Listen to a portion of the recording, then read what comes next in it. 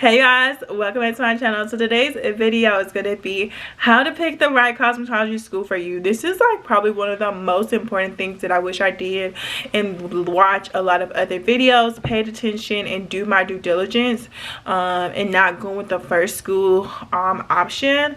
So definitely stay tuned, listen to all the tips, and if you have any questions, just feel free to comment them down below. So the first thing you want to do is to pick your program. What are you looking to go to cosmetology school for? Are you going to be a master of cosmetology? Are you just looking for hair design? Knowing what the difference is, are you looking to get into esthetology, barbering, or nail tech? Picking the right program for you is like gonna save you like so much money, so much time, instead of just going for a whim of it. I already knew that nails wasn't for me, and I more wanted to be in the cosmetology side of doing hair, and I definitely did not want to venture into nails. Like, nails, not my thing. The second thing is to create a checklist, understanding what is important to you. So for me, I had a full-time job working 9 to 4:30 or 7 to 3:30, 9 to 5, whatever the case may be. I just had to work my 8 hours within those typical work hours. So that was important to me. Was having a night program available was one of the most important things. The second thing is going to be location. So you don't want to be driving too far. So for me, I get off at 3, I have class at 5. How far is the drive? Am I going to be able to get food? If I need to stop and get any supplies, how often classes are, and that is super important. The second thing is job placement. Like, how are they going to help you with your job placement? What opportunities they provide to you for someone that has now graduated and received their license. What are their job placement look like? One of the things that I definitely lacked on was looking up my school's accreditation, and I'll do a whole video on that. But making sure that your school is accredited, making sure that you call the state to confirm that that school is accredited, and then also making sure that, you know, they have a state board pass rate. What is their state board pass rate? You may have other things that are important to you that you may want to add onto your list, but I do recommend that you to come up with a list of your checklist of what is important to you. Everyone's what is important to them is a little bit different, so make sure that you create your checklist. The next thing I recommend is for you to visit / tour your campus.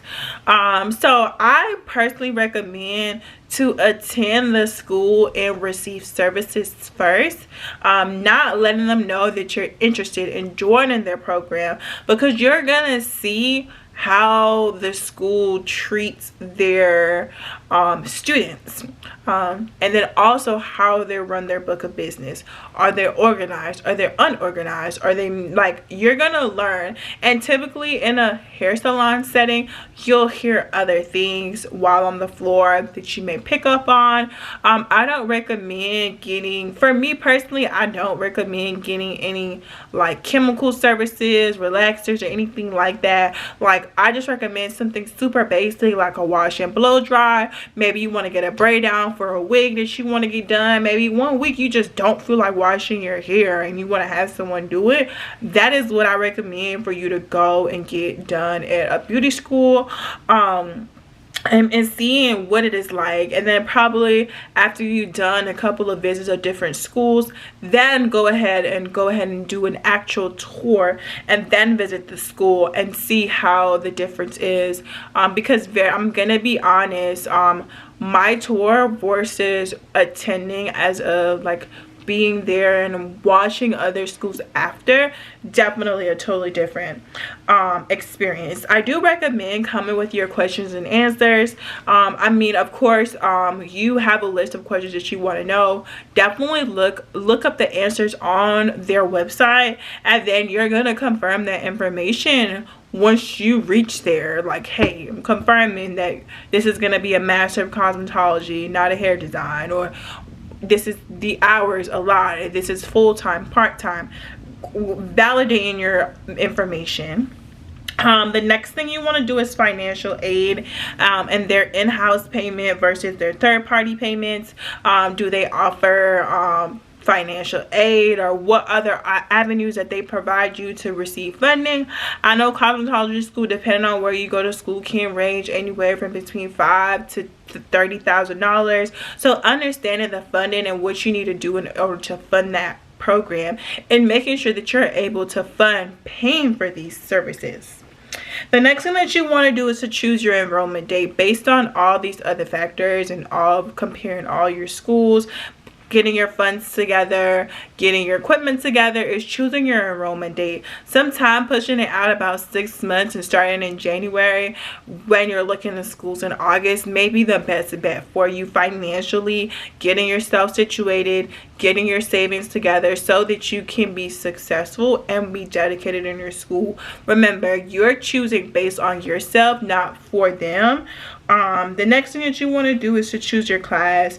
Verify that you're able to start on that day, making sure that you are committed to walking in, getting taught and learning and understanding. And then, of course, showing up on your first day. This is how to choose the right cosmetology school for you. And I hope this video was helpful. I hope that this helps someone pick the right cosmetology school. And I hope you guys understand, if you don't listen to anything that I say in this video, is to understand picking the right cosmetology school for you is going to be like the make or break of your career, and knowing about the school is going to make or break your career as well.